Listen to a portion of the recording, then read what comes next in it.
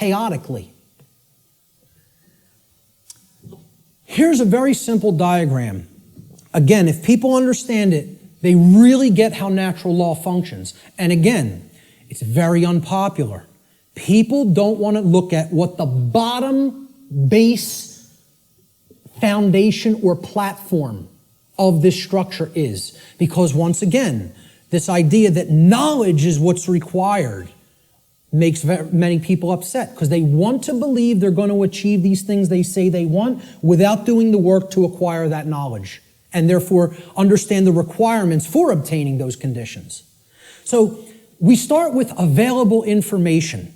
And when people look at what I'm going to describe here, they will recognize it as something. And I'll hold what that is for a moment. Available information is what you're starting with. This constitutes potential knowledge, and it can become knowledge if it's taken in, if it's amassed, if it's aggregated, okay? It can be gathered, it can be processed, it can be understood, and then it can be acted upon. You could call this the grammar stage of this three-part process I'm going to explain. Okay? You could also refer to this as the input stage. If we're looking at it in a computer model, this is the stage of inputting information or programming something. Okay?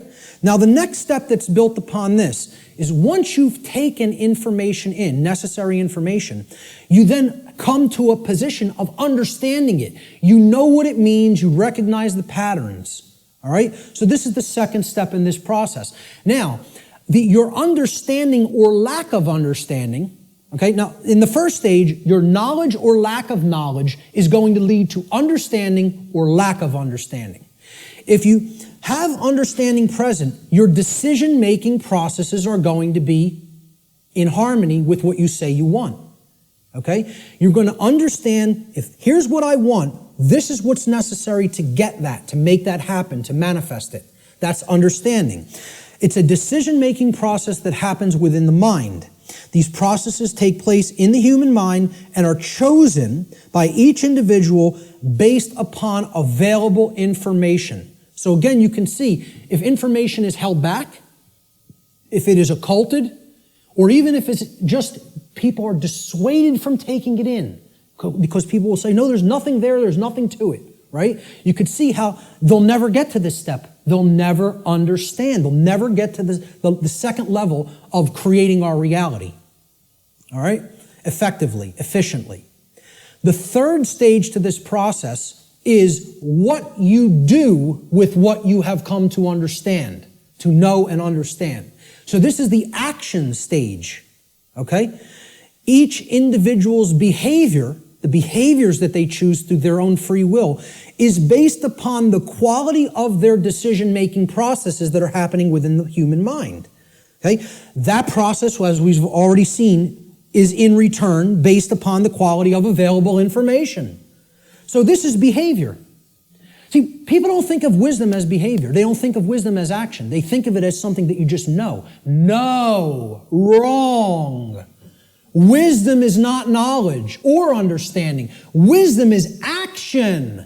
Let me say this again. Wisdom is action. It is knowledge and understanding that has been applied. Application.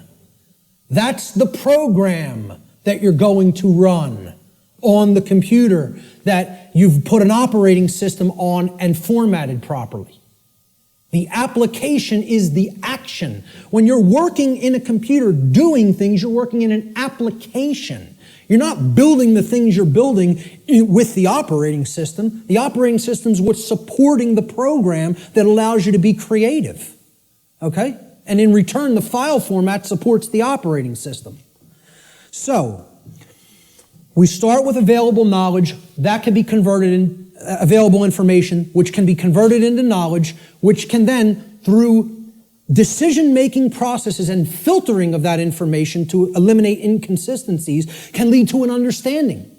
In continuation, the understanding can then lead through our free will decision-making processes to be converted into behavior, into action in the world. That, when it's done properly, it's wisdom. When it's done with morality and ethics in mind, it's wisdom. When it's done without that, it's folly. Okay? And it leads to more and more chaos. So, based upon these three processes, something is generated. Something is created in the physical manifestation, physically manifested reality, the real world, so to speak. So, the manifested reality is based upon the aggregate behavior. Aggregate behavior. No one person is creating the reality we are experiencing. Okay? It's another fallacy of the New Age movement and thinking. In the aggregate, we are creating our shared reality. All the behaviors put together creates the output on the screen, or the generated result. Is it orderly? Is it chaotic? Well, that's going to be based upon whether someone took in the information, processed it efficiently to come to an understanding, and then acted upon it. The manifested reality is the quality of the condition which manifests in any given society based upon the aggregate quality of human behavior within that society. This is how our reality is actually created. The conditions that we experience as the daily events of our life.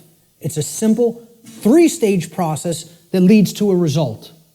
And for many people here, you will recognize, if you've looked into this discovery process and this creative process, is known as the Trivium.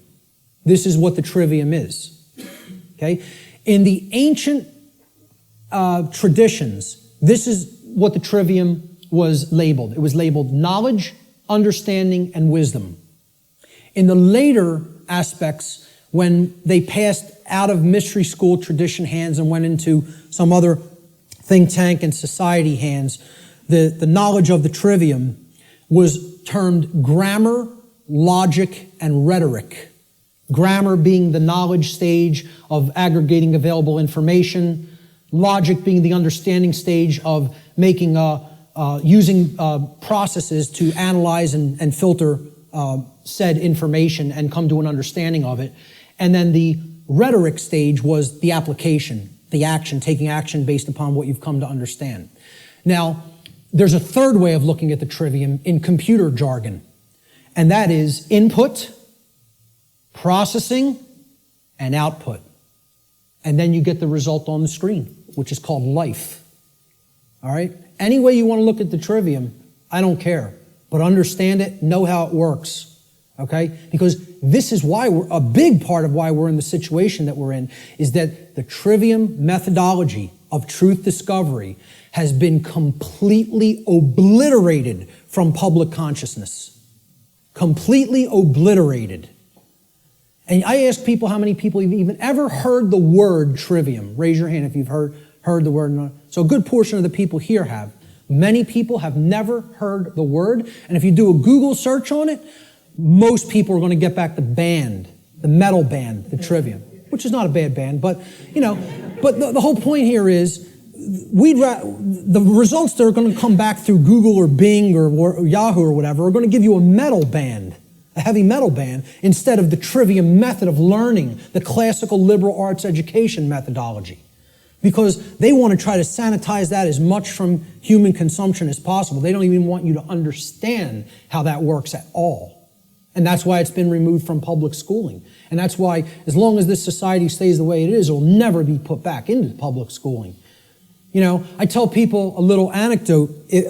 When I was in high school, and thank God I went to the high school I did because they really hammered Latin and Greek into you.